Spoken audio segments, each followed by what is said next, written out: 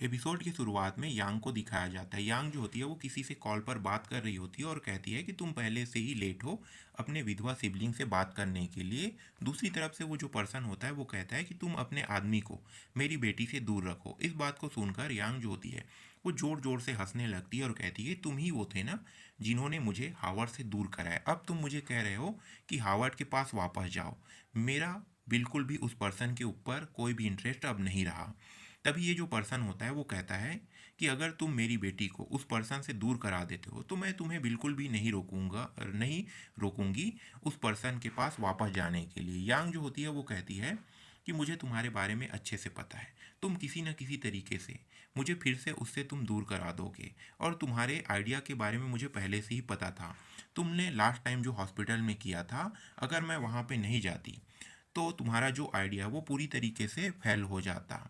बस मुझे वो कंपनी चाहिए। अगर तुम मुझे उस कंपनी को बेच देते हो, मैं उस कंपनी को उसी मार्केट प्राइस में खरीदने के लिए तैयार हूँ जो प्राइस अभी चल रहा है।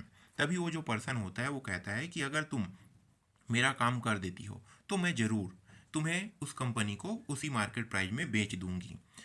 यांग जो होती है वो कहती है कि मुझे पता है कि अगर मैं उस दिन नहीं जाती तो तुम दादाजी बन चुके होते, क्योंकि वो दोनों एक साल के अंदर शादी कर लेते और तुम्हें उसके जो बेटे और या बेटी है वो तुम्हें दादाजी दादाजी करके पुकारते। तभी सीन चेंज हो जाता है। इस सीन में हमारे मेन कैरेक्टर को दिखाया जाता है। हमारे मेन कैरेक्टर को आवाज़ लगाते हुए जो सेक्रेटरी जीन होती है वो अंदर आने लगती है और हमारे मेन कैरेक्टर से कहती है कि एक वीआईपी आपसे मिलने के लिए आया है। तभी हमारा मेन कैरेक्टर जो होता है वो अपने चेहरे को, अपने जो सिर है उसे दूसरी तरफ घुमा के देखता है और ये कोई नहीं, ये यांग होती है। तभी हमारा मेन कैरेक्टर सेक्रेटरी को कहता है कि ठीक है तुम जाओ यहाँ से। और वो जो सेक्रेटरी होती है वो यहाँ से चली जाती है। हमारा मेन कैरेक्टर जो होता है वो यांग से पूछता है कि तुम यहाँ पे क्या करने के लिए आई हुई हो। यांग जो होती है वो थोड़ी सी ज़ोर से सांसें लेती है, फिर हमारे मेन कैरेक्टर से कहती है कि मैं तुम्हें किसी से मिलवाना चाहती हूँ, क्या तुम मेरी मदद करने के लिए तैयार हो। हमारा मेन कैरेक्टर जो होता है वो फिर अपने मन में कुछ सोचे लगता है। फिर यांग हमारे मेन कैरेक्टर को बताती है कि जब मैं तुम्हारे साथ उस समय रह रही थी तब उस पर्सन ने मुझे फोर्सफुली तुमसे दूर जाने के लिए मजबूर कर दिया। उस पर्सन को लगता है कि मैंने उसके भाई की जितनी भी संपत्ति है उसे मैंने हड़प लिया। इसी वजह से वो जो पर्सन है वो मुझसे बहुत ज़्यादा नफरत करता है। और उन्होंने मुझे धमकी भी दिया था कि अगर मैं तुम्हें छोड़कर ना जाऊं तो वो तुम्हारे जो नूडल शॉप है उसे पूरी तरीके से बर्बाद कर देगा। इन सब बातों को सुनकर हमारा मेन कैरेक्टर जो होता है वो अपने मन में कुछ सोचने लगता है। यांग रोने लगती है। रोते हुए हमारे मेन कैरेक्टर से कहती है कि मैं तो सिर्फ तुम्हें प्रोटेक्ट करना चाहती थी। हमारा मेन कैरेक्टर जो होता है वो यांग से कहता है कि तुमने मेरे साथ ड्रीम वर्ल्ड का गेम खेला, फिर भी तुमने मुझे रिकॉग्नाइज नहीं किया। अब तुम क्या करना चाहती हो। हमारे मेन कैरेक्टर को यांग जो होती है वो बताती है कि हाँ, मैंने तुम्हारे साथ ड्रीम वर्ल्ड का गेम खेला।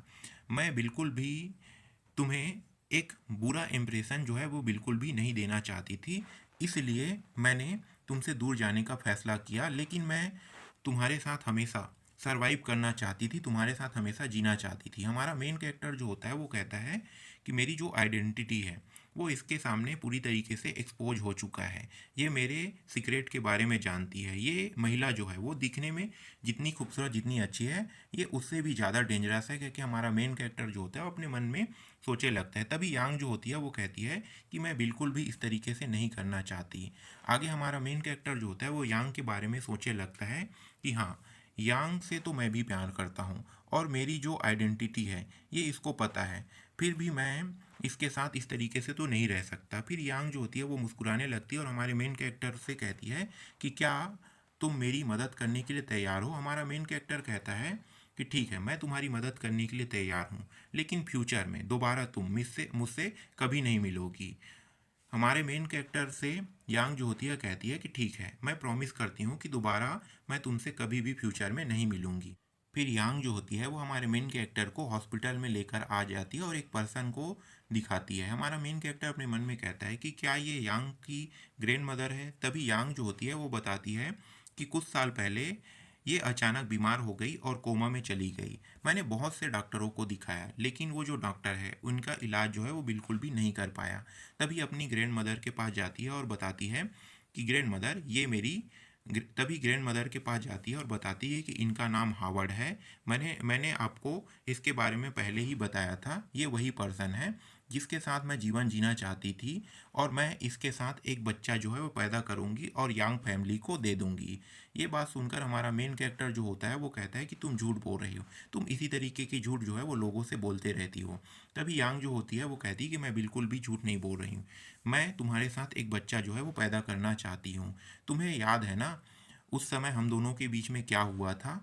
मैं हर दिन यही सोचती रही कि एक न एक बच्चा तो हम दोनों के हो ही जाएगा। फिर हमारे मेन कैरेक्टर से कहती है कि कुछ मंथ और रुक जाओ और अपने स्पर्म को फ्रीज करके रखो, फिर मैं तुमसे एक बच्चा ले लूँगी और यांग फैमिली को दे दूँगी। हमारा मेन कैरेक्टर जो होता है वो अपने मन में कहने लगता है कि अगर यांग की अगर बच्चा हो जाता है तो यांग के जो बच्चा है वो मुझे डैडी करके बुलाएगा, क्या कि हमारा मेन कैरेक्टर जो होता है अपने ही ख्वाबों में खोया हुआ होता है। और दूसरी तरफ ये जो कोई भी रिलेशन नहीं है, लेकिन यांग परिवार को बचाने के लिए इन्होंने बहुत कुछ किया है। अब किससे झूठ बोला जाए, किससे झूठ नहीं बोला जाए? अगर देखा जाए तो मेरी जो बचपन है वो बहुत अच्छे तरीके से भी नहीं बीता है। जब मैं छोटी हुआ करती थी तब मुझे सिखाया गया कि लोगों के साथ अच्छे व्यवहार किस तरीके से करना है। एक अच्छा व्यवहार आगे जाकर एक अच्छा रिश्ता बनाता है। फिर मुझे बताया गया कि मुझे शादी करना है लुओ परिवार के यंगेस्ट बेटे के साथ। उन्होंने तो मुझे बीमार ही कर दिया था, लेकिन मैं अपने काम में पास हो गई। फिर आगे मुझे कहा गया कि मुझे लुओ परिवार के जो बड़े बेटे हैं उसको भी अपने जाल में फंसाना है। तब तक कि ये बीमार हो गई और मैं अपने काम को आगे नहीं कर पाई। इस बात को सुनकर हमारा मेन कैरेक्टर जो होता है अपने मन में कहता है कि ये जो ओल्ड लेडी है ये बहुत ही अलग और बहुत ही बुरी है। इन्होंने यांग को उस कमीने बेकार लीचर लुओ को फंसाने के लिए भी कहा था। क्या ये इतने नीचे तक के गिर सकती है? तभी आगे जो है यांग जो होती है वो बताती है कि वो जो महिला है, वो जितने भी हमारे फैमिली है वो जब पूरी तरीके से गिर रहा था, जितने भी पुरुष जब थे सब मर रहे थे, तब इन्होंने ये जो फैमिली है इसे अपने कंट्रोल में लिया और जितने भी यंग जनरेशन के बच्चे थे उन सभी को शादी करने के लिए मजबूर किया गया। ये सभी पर्सन जो है वो मरने करने मना ये जो सभी पर्सन है वो ऐसा करने से मना करने लगा। लेकिन एक दिन जब मेरा जन्म हुआ तब मुझे इन्होंने पाला पोसा और बड़ा किया। फिर सभी लोग जो है वो मेरे बैकग्राउंड के बारे में जानना चाहते थे, लेकिन किसी को भी मेरे बैकग्राउंड के बारे में पता नहीं चला। इसी तरीके से फैमिली जो है वो चलती रही और मुझे लगातार काम मिलती रही। मैं अपने काम को करते रहा, लेकिन मेरी जो ग्रैंड माँ है वो मेरी मदर जैसी है, कह के अपनी ग्रैंड माँ को माम कह के पुकारती है।